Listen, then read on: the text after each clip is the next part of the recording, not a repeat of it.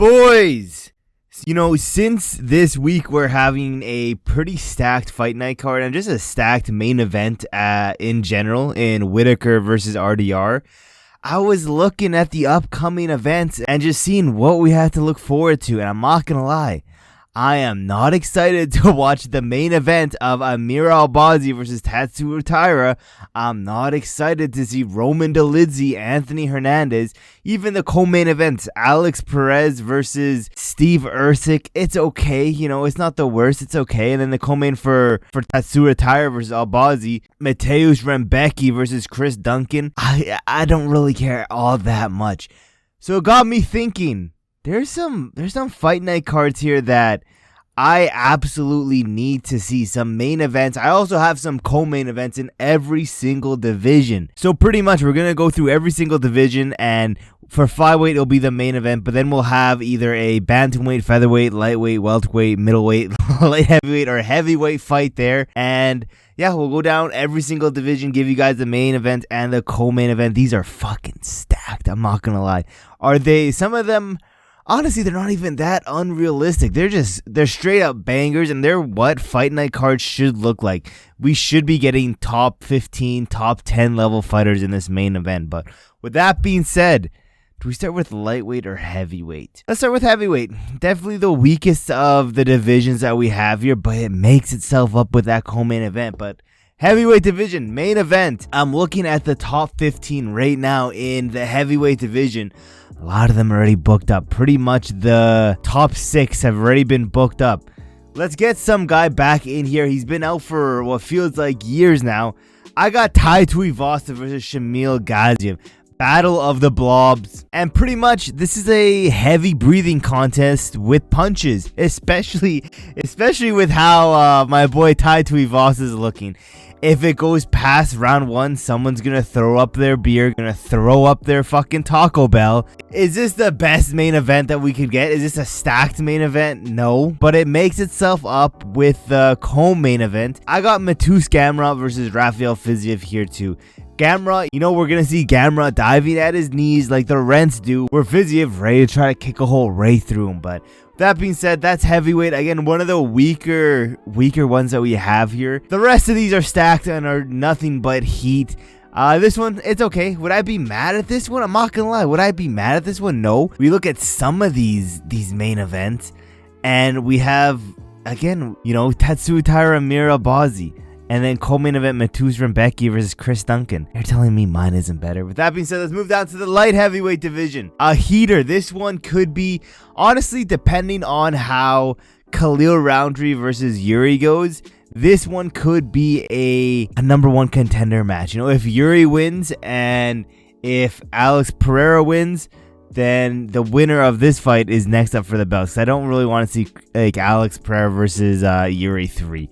That being said, I got Carlos Alberg, Dominic Reyes. Winner of this gets a title shot. If it's Dominic Reyes, the favelas are happy. And I'm not going to lie, I'm not going to be mad regardless of who wins this fight. We're going to have a clear number 1 contender after that. That being said, the co-main event. Rei Tatsura, Edgar Chairez. Tatsura looks like he's 14, but grapples like he's a 40-year-old vet. And Edgar fighting like he just clocked out of Home Depot. He's got that gritty Mexican style, and this is a good co-main event. This would be a fun co-main event. I want to see this. I wouldn't be mad about this. I'm pretty sure for every single one of these, except for the next one, Middleweight, the co-main event, every other one of these are fresh matchups, and they aren't already booked. I tried to make these matchup where people aren't booked already. But middleweight division, these two people just fought, I believe, last week. Just fought. They should be ready to go semi soon here. This would be a fun main event, a good way to build these guys back up, and it just makes sense in the division. We have to do, Paulo Costa, Brendan Allen. And, this is pretty much the fight between, the Instagram abs of Paulo Costa and the dude who looks like he teaches 4th grade science in Brendan Allen. Again, regardless, it'd be a fun matchup, and it makes sense for the division. Paulo Costa called out Chimaev. I've seen people being out here saying if Chimaev does lose, give him Paulo Costa. I don't think so. Maybe we can look at that fight if he gets past someone like a Brendan Allen. Then we can look at a fight with Paulo Costa. But giving this dude such a huge jump up in the rankings, rankings after being on a 1-fight win streak against, a Roman Kopylov. I don't think it deserves him jumping up all the way to the top 5. It makes no sense. Let's go into that co-main event, though. Co-main event, like I said, one of these dudes already matched up. I got Alexandre Taporia. He's already matched up to fight. I literally just saw it not too long ago while I was looking at these fights. Regardless, it doesn't matter. I want to see Alexandre Taporia taking on Cameron Simon in this fight. If we're just going to use Cameron Simon to build up these other prospects, I guess that's his fate from now on. I know Cameron Simon gonna pull up to get sacrificed like he's been doing for his last 3 fights. Let's go down. Welterweight division. You guys have to hear me out here because it kind of makes sense. We could do this even in Brazil. Low-key, we could do this in Brazil. I want a double retirement fight from Colby Covington and Gilbert Burns. They're literally 2 unks at this point. And, we saw that there's only room for 1 more unk in Kamaru Usman. The other ones have fallen off bad. Covington fights like his cardio is the only martial art he has left. And, Gilbert, just like his last fight, just shows up to get TKO'd and low-key quit. But with that being said, double retirement fight. I need to get these unks out of the division so we can get some new blood in here because I'm not gonna lie. Wait, right now is nothing but unks. We say we have so many up and coming contenders here. We have so many new blood. That's true, but we still have Leon Edwards. I mean, Kamaru Usman semi counts, but I think we'll give Kamaru the pass. We have Colby Covington, Jeff Neal, Gilbert Burns, Daniel Rodriguez just got into here. But yeah, we still have some unks in here that we need to filter through.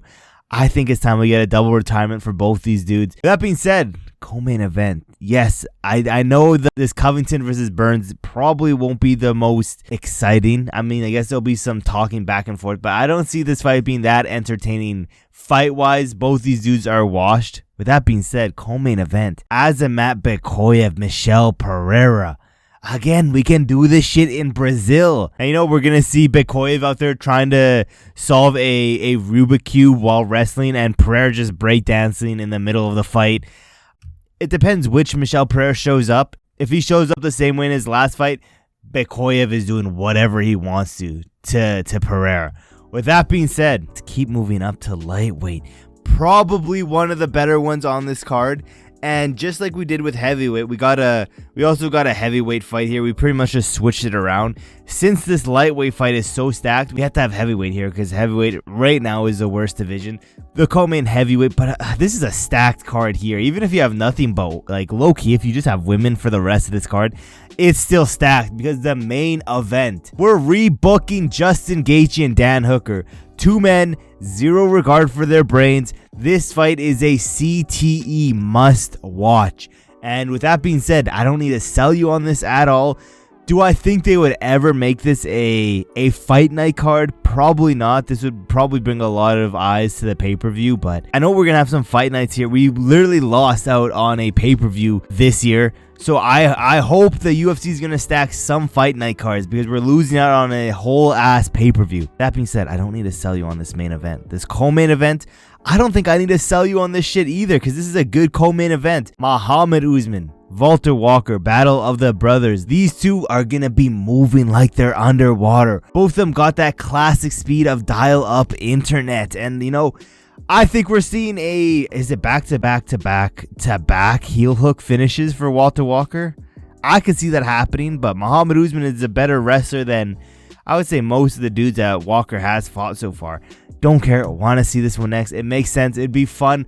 I want to see if Walter Walker can get another heel hook submission round 1. Let's go into the featherweight division. This shit was stacked low-key. This is probably the best one we have, but moving to featherweight. Featherweight, this fight recently just fell off. We're going to rebook it and have it as a main event for itself so we can mark up these dudes because they are next up for the belt at featherweight. Mozart Evloev, Aaron Pico. Yes, yeah, I know it's Aaron, but if you don't know what Aaron is, I don't want to talk to you. But yeah, I don't know if we need to speak. I don't know why this wasn't a main event spot by itself. I think this would do very well in an Abu Dhabi card because again, I have a co-main event here spot that makes sense, but Mozart Evloev, he should be fighting for the belt at this point anyways. If we want to bring Aaron Pico into here, take the shine off Evloev and be a number 1 contender, we gotta at least make it a main event spot so we can build these dudes up so the The fan base that don't watch outside the UFC know who an Aaron Pico is. That being said, co-main event spot. This is a good fight. If you know type of fight. Charles Radke, Islam Dulatov. This fight's one that's between, the midlife crisis Charles Radke versus the Dagestani supermodel in Dulatov.